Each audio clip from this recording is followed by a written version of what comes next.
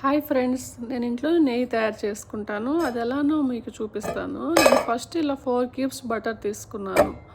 నేను నెయ్యి ఎప్పుడు ఇలానే తయారు చేసుకుంటాను. మనం నెయ్యి ఇంట్లో తయారు చేసుకున్నదే చాలా బాగుంటుంది.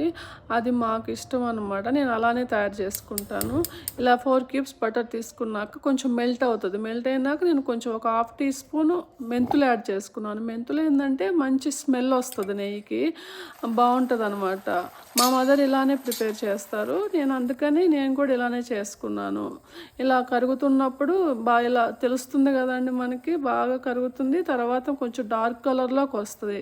డార్క్ కలర్లోకి వచ్చినప్పుడు మనకి బాగా నెయ్యి స్మెల్ వస్తే బాగా తెలుస్తుంది.